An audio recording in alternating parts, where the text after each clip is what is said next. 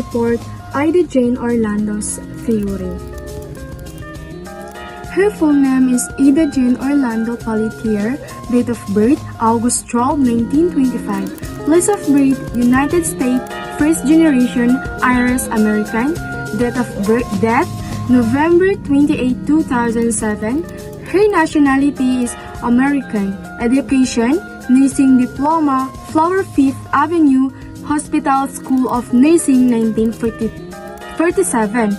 Bachelor of Science in Public Health Nursing, St. John University 1951.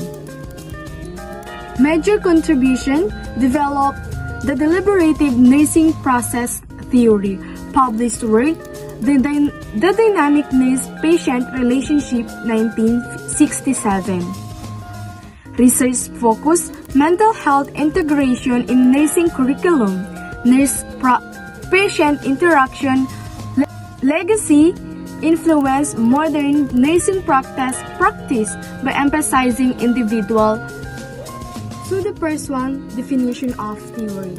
The deliberative nursing process theory is a framework developed by Ida Jane Orlando that defines nursing as the dynamic, patient-centered process in which the nurse using observation, perception, and validation to determine and meet the patient's immediate need for help. So let's proceed to Ida the Jane major Orlando concept of the deliberative theory. nursing process theory explains First is that the nursing nurse should and always the patient focus on patient's relationship. immediate needs. The theory So, highlights mag-focus a tayo sa reciprocal kailangan ng mga relationship pasyente. where the action in the word The of the nurse nurse should not affects just act based on patient routine and the or vice assumption, versa. but Meaning, instead it's instead reciprocal of both the nurse use and the patient observation, influence each perception, other and through validation words to understand the and patient action and provide and the the right emotion. help at the Halimbawa, right time. ang This mahinahong makes boses nursing ng isang patient nursing or nurse ay maaaring central. magpapakalma sa isang pasyente, habang So, ang Ida Jane pagkabalisa Orlando's ng pasyente deliberative ay nursing maaaring process theory makaapekto explains sa emosyon that ng nursing isang should nurse always or focus on the nursing. patient's immediate needs. The nurse should not act based on routine or assumption, but instead use observation, perception, and validation to understand the patient and provide the right help at the right time. This makes nursing patient-centered, accurate, and effective. Second is presenting behavior. A patient, a verbal or nonverbal behavior indicate a problem or an unmet need. Meaning, this is how patient shows they have a problem through verbal cues like explains or nonverbal explain or cues like a restless or a silence. Verbal cause is gaya ng pagreklamo o tanong o pag-amin ng sakit. Non-verbal cause is tulad ng pag-aalumpihit or pananahimik or pag-iyak ng isang pasyente o pagbabago sa mga expression ng isang pasyente. So let's proceed the nurse immediate reaction. When a patient's behavior signals a need, the nurse has an internal emotional and cognitive response. Halimbawa, kapag napansin ng isang nursing or nurse ang kilos ng isang pasyente ay nagkakaroon ng panloob na tugon or emotional, halimbawa, ang pag-aalala na masakit, o pangalawang halimbawa ay ang pag-unawa o pagsusuri ng isang nursing sa isang pasyente. Ang reaksyon ng isang nursing ay nagsisilbing bagay o sa susunod niyang hakbang tulad ng pagtatanong sa isang pasyente kung ano ang kanilang nararamdaman o pag-aaliw o pag-aksyon nila sa isang pasyente. Let's proceed to the nursing process disciplines. This is the process where the nurse explores the patient behavior, shares their perceptions, and collaborates to confirm the nature of the problem and determine a patient needs. Meaning, ito ay isang maayos na pamamaraan kung saan ang nurse ay dapat nila itong gawin Una ay sinusuri nila kung ano ang kilos ng isang pasyente. Pangalawa, ibinabahagi nila ang kanilang pagkakaunawa sa isang pasyente. Pangatlo, makipagtulungan sa pasyente, ipaliwanag ng isang nursing sa pasyente kung ano ang kanilang nararamdaman or kung ano ang kanilang dapat gawin para matulungan nila ang kanilang sarili. So let's proceed to the improvement or resolution. The ultimate goal is to meet the patient need, which reduce their feelings of distress or helplessness. So this concept was focused on how nurse recognize and responds the patient's needs. So now let's proceed to the assumption. Patient distress and helplessness. The patient become distressed and feel helpless when they cannot cope with their needs on their own. So meaning, when the patient feel overwhelmed, when they can't meet their own needs, this leads to this stress and helplessness. So let's proceed to the nurse role. The nurse primary role is to discover and meet the patient immediate need for help. The nurse job or the nurse role is to identify and respond to the patient immediate need for help. Kung nakikita nila ang mga pasyente na nangangailangan, kailangan nilang mag-response or tulungan ng madalian ang isang pasyente. So now, let's proceed to the patient behavior as a cue. Patient behavior is a crucial cue for the nurse to identify the need for help. Meaning, a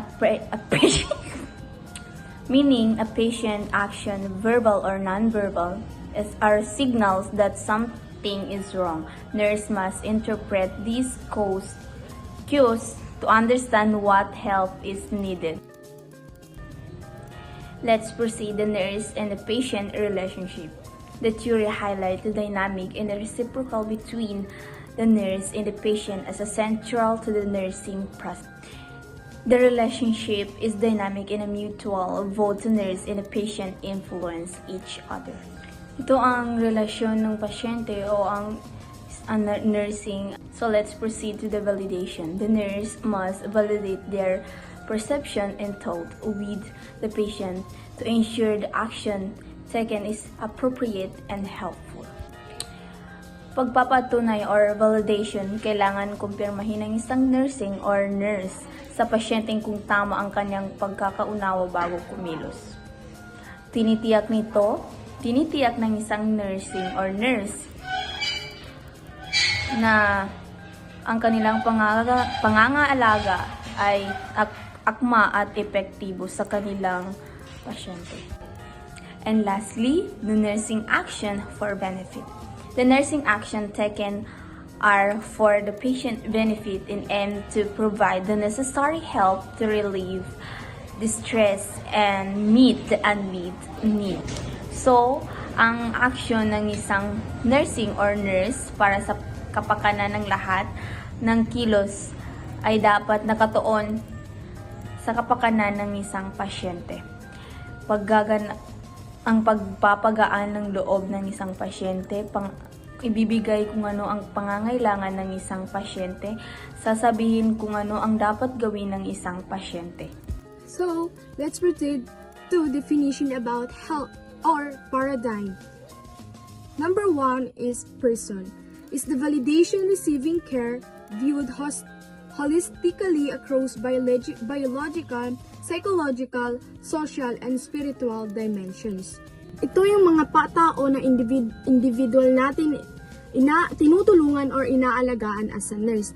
View the person holistically, meaning they do not only look at the patient's physical condition but also considers their psychological, social, and spiritual well-being. So, bawat tao ay may kanya-kanyang karanasan, paniniwala at pangangailangan na nakakaapekto sa kanyang sa kanyang kalusugan. Kaya mahalaga na ang nurse ay marunong umunawa or mag-intindi, maging healthy or masigla ulit. A nurse must respect the person's individuality and provide care that fits their personal value and lifestyle. The second one is health. Health is not only about being from sickness or disease. Ito ay pagkakaroon ng balance na kalagayan sa physical, mental, and social well-being. A healthy person is someone who feels good physically, think clearly, manage emotions well, and maintains good relationship with others. Tinutulungan ng mga nurse ang mga pasyente na mapanatili ang ganitong kalusugan sa pamamagitan ng tamang pag-alaga at suporta. The next one is environment. And the environment includes everything that surrounds a person and affects their health, both internal and external. So, halimbawa ng internal emotions or thoughts and thoughts ng isang tao, and the external like home, work, air, water, and relationship. Kapag maayos at malinis ang kapaligiran, mas nagiging maganda ang kalusugan ng tao o isang pasyente. Pero kung marumi o magulo, maaari itong magdulot ng sakit or stress. Kaya mahalaga sa mga nurse na inaalag. The next one is nursing. Nursing is the heart of healthcare. It involves the actions, skills, knowledge that used to care for patient compassionately and professionally. Hindi ito tungkol sa gamot or injection, kundi sa pag-unawa sa pangangailangan ng pasyente, pagbigay ng emotional na support at pagtulong sa kanila na maging. So the first one is assessment. This is the first step of the nursing process.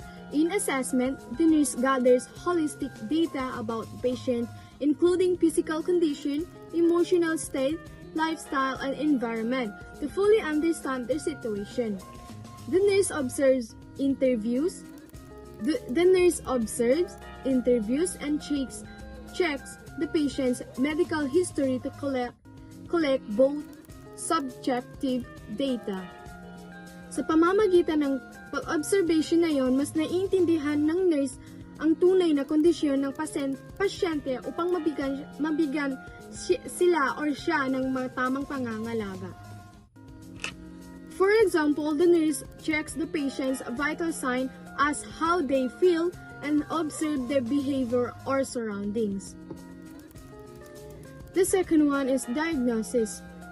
The nurse analyzes the data gathered during assessment to identify the patient's problems or needs. Hindi ito medical na diagnosis, kundi ang reaksyon o nararamdaman ng pasyente sa kanyang mga kaligayan. Halimbawa, maaari ang diagnose ay anxiety-related hospitalization or risk the infection due to the surgical wound. Planning, where the nurse sets goal and determines intervention. Implementation, where the nurse carries out the care plan. The nurse sets specific goals for the patient care and decide which intervention or action or strategies will help to achieve their goals or those goals. The nurse puts the care plan into action. This includes giving medication, educating their patient, and providing emotional support to their patient. Let's proceed to the evaluation, where the nurse assesses the patient progress and modifies the plan as necessary. The nurse must check the patient progress to see if the goals are being met. If needed, the nurse adjusts or changes the care plan to better meet the patient's needs. Kinakailangan nilang palitan kung kinakailangan palitan ng isang nurse kung may nabago na ba sa pasyente, kung nagiging okay na ba ang pasyente kumpara sa dati nilang ginawang evaluation or planning. The last one is conclusion. Ida Jones Orlando deliberative nursing process theory focuses on making nursing a dynamic and patient-centered practice. It highlights that nursing care should not be routine or automatic, but instead it should respond thoughtfully to the real needs of the patients. Orlando believed that every patient behavior is meaningful. It shows a need or distress that must be understood by the nurse.